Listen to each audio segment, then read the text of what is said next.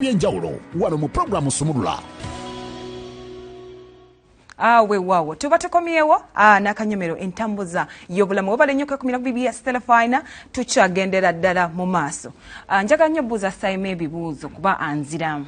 Sayima wakoma ddi okola Dduyiro? Wakoma ddi okola Dduyiro? Nga nyambuka wali amadaala. Amadaala gano Dduyiro buli kanako. Ate Telefina engeri eri waggulu. So bw'oyambuka amadaala ogambuka emirundi emeka olunaku? Esatu. Bw'ogambuka omutima gwo gukyakuba oba okyatuuyana oba kati wagamanyira ogamanyi n'ennamba? Kisinziira kiba kipyankubwamu. Ne kati kale bulonda bumanyira. Olunaku olwaleero it is National Exercise Day. Nti bakubiriza buli omu bw'oba gy'oli gy'osinzidde kolayo workout at least bannange tufune workout routines. Hafi omulaba mu Giigino. Kyaka bwe yagenze mu live n'agamba nkomawo na fireboard.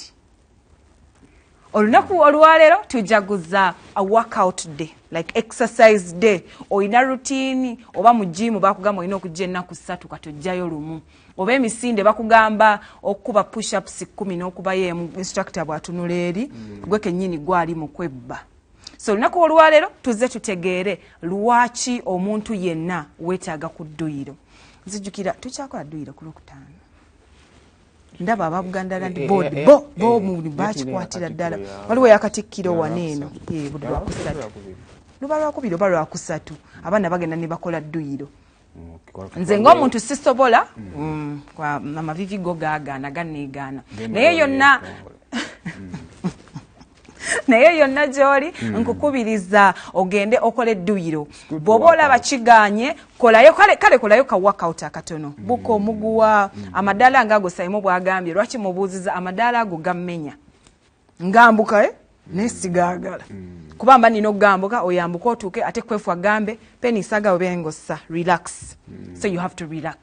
Therefore, meaning I need to do exercise. Omubiri gwange omusaayi gwina okutambula obulungi. Ezimu ku benefits ez'okuba nti oba omugaso ogusooka ogw'okuwakinga out oba okukola Dduyiro oba okukola exercise to keep posture. Omanyi bamodo ababeera nga batudde bwe bati. Abaana walabyeko ba miss nga batudde bwe bajja batudde bwe bati. Buzibu oyina ekiwato kino okwawukana kabina. Ate you have to sit straight and you have to face someone. Like, Ojab what? Good morning, Simon. Let's say you gwala afudde mugumu. Because emigongo jiba straight baku advising us sit straight so that spine neck backbone boda katandika jako okutulaga obutiti. But yeah. Bana batula akosimanyi. Omwana atula wati ngola agenda buka ku boda. Ati president ati nagamba baseta simujemba wa infe biri ku ground abana boda baze ataka titikaino olabika. Nengenda tuzo omwana omuwala nnyonnyola akatiti kye kakola mu kiwato kuba kasusi. Lubindi n'ozijja we ziri n'ozisawa. But anyways, tukole exercise tukuma amagumba nga like ng'eggumba liringa bwe lirina okuba obeere nga bw'otuula mu ntebe tetugenda kusanga ng'ate oli bw'oti ng'oli bent oleme kukoota ng'ate okyali muto. Therefore, I advise buli omu funayo workout routine omubiri ogukuume ng'amagumba nga bwe baagakola tuleme kugongo baako kyokola ekikuyambako okuwakinga out abalina routine nti ntambuza bigere amamu abamuloze mwafunamu ku transport mwakimala watereera nnyo n'osobola n'ogamba nti wembanzira funayo ku budde otambulemu buli wenyinyuka ntambula okuva ku Masengere paka Kibuye. You know what it means? Nosiwala naye mwezo boda kati wuliriza it's a bit tricky wuliriza ng'oyitawa wano ku Masengere nokkirira wali ewa Pastor Kayanja ku Mirako nokkirira ku Nnyanja ya Kabaka nodda ku Lubiri wali ng'otuze ku Zingizingi ng'oli Kibuye. Anyway temulinda kumala kufuna bizibu okumanya amakubo g'otengeri gy'otambuzaamu ebigere natandika obi training akati ng'olinawo ku ssente walina okukola gaka mu COVID wakolanga. Anyway, cardiovascular health wano tuba tutunuulidde omutima amawugwe buli kimu ekitambuza omusaayi gwina okutambula obulungi nga guli nga gwina oxygen omulungi gugenda tambula gutya nga tokola any Dduyiro toyina kyokola olumala okulya emmere n'otuula toyina sit up gyokola tobuuka muguwa toyambuka madaala nga saimo omusaayi guyambeko omubiri yes guyina okukola kye guyina okukola naye naawe guyambeko endwadde z'emitima zeeyongedde mu baana abato blood pressure zeeyongedde sukaali yeeyongedde anti olumala okulya nga twebaka ennaku zino tulya nnyo processed foods because tukkiriza nti nze abaalaga nti nina ssente netuva ku organic food omanyi obulamu nga bwe bunyuma nga bw'otudde wano tugendako mu break n'ogamba nti simanya mpitiraako simanya kusijje simanya mpitiraako ondetereyo breakfast anti ffenna tukutya atandika n'ono omwana wa kamera ffenna tukutya ne tutandikirawo ye maama omwana ali bulungi yakikolamu manyi kitegeeza gikuleetera ku reception. Hi, Penny, how are you? I have a delivery for you. Oba w'amaanyi nnyo. Yes, oba w'amaanyi naye tusaasire emitima gyaffe, tusaasire amawugwe gaffe. Okukola Dduyiro oba ettiizi kiyambako okugumya ebinywa. Kakulumuko. Tiizi kakulumuko naye tugenda. Ebinywa. Ebinywa n'okuba flexible. Ali wano balowooza balina mwana muto tiizi kadda. Naye bannange. Nenda batugamba tugende tukolemu ettiizi. I used to be a dancer. Nga batugamba tunasooka. Ekigambo ekyo kyakola nnyo mu 92. Kyali ku constitution enkadde. Constitution ya 96 bwe yajja ne bakiwera. Nedda. Tugende mu maaso. Wamma tukole muscles gaziri. Apagana emyaka. Tukole muscles nga ngumu ate nga ziri flexible nti osobola ositula ekidomola osobola okukola kino so abasinga abakisusa katoyo ali mu kisusa afa kino ensonga nga ne fire daddy katera kabeera nnyo mu gym alfa daddy mwe yanga metakola alimba yanga metakola nti alina emmere gyali teri mmere gye balya supplements bazirya naye balya nnyo.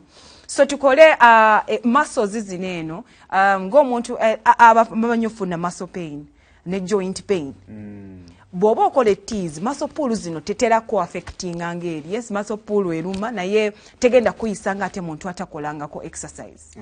Because bw'okola exercise ero bakugamba bw'oba okooyo omubiri gukuluma guzzeeyo gumanyire. Kuba nagwo we gumanyira guddamu ne gusaba nga gulaba twebase nnyo okola kisayimo.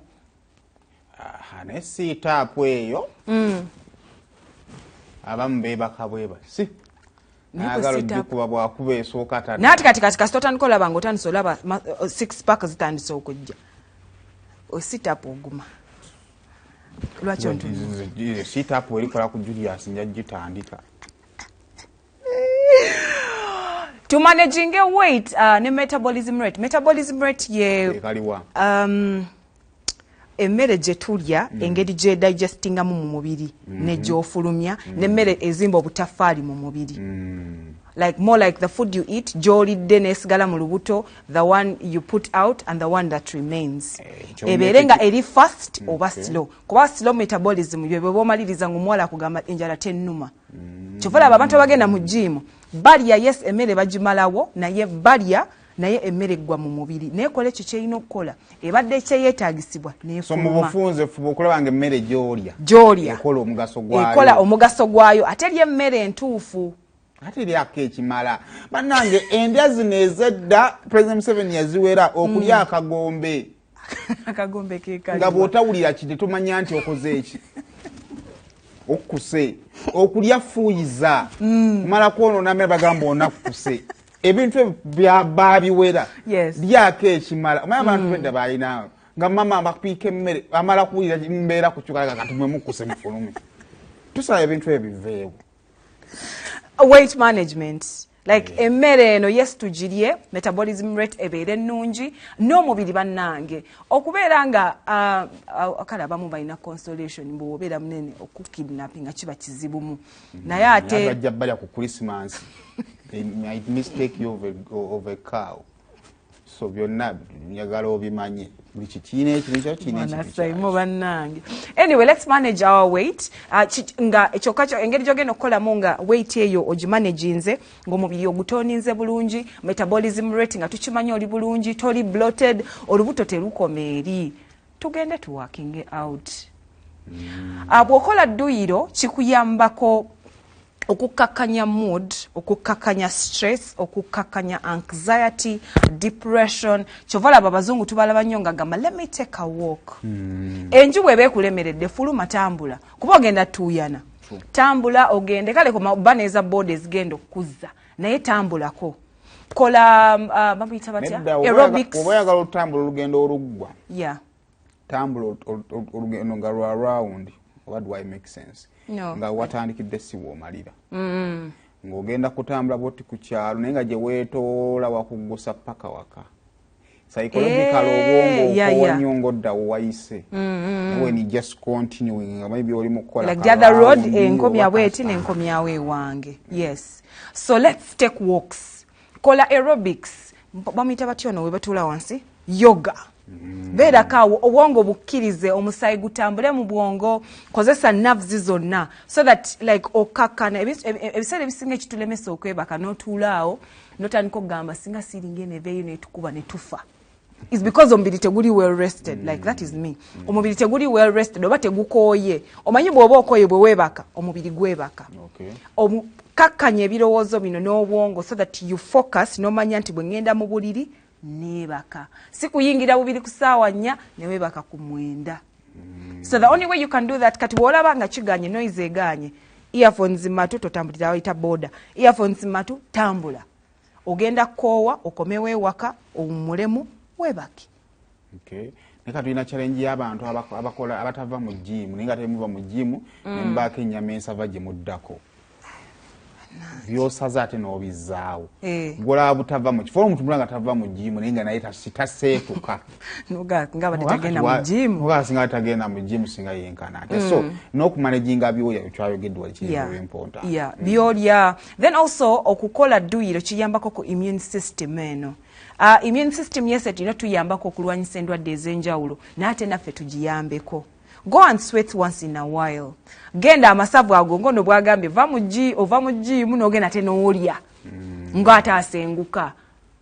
Toli mu kusenguka tulye naye ate ne immune system tugibalirire kuba eyina okukola. Omusayi gwe guba gutambula bulungi, omutima nga gukola bulungi, amawugwe nga gakola bulungi. Tunaakusanga ddi bannange nga tebakutaddeyo nti wafunye stroke. True.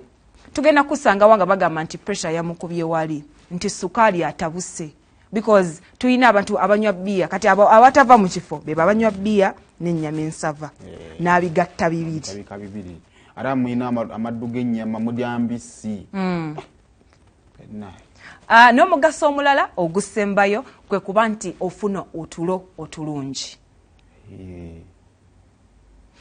Bw'oba okooye owummula. There is that nerve mu bwongo obwo egenda okuyambako like to focus, concentrate and relax.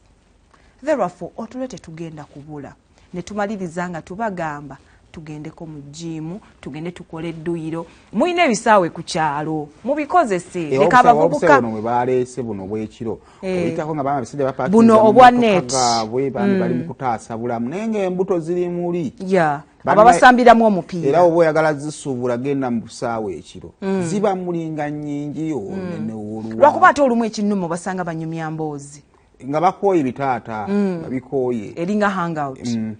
So all in all at least kiyambako kikipinga abantu okubeera nga bali fit ate nga bali busy ng'obwongo bukola. So all in all leero nga tujaguza National Exercise Day funayo routine yemu tokola bintu bingi tutandike n'ebintu bitono jagenda oyongerako genda mu gym yogera ne gym instructor munnyonnyole ky'osobola okukola n'ekyotasobola kukola oyongereko mpola mpola tulabike nga te tukuuma nga tuli balamu.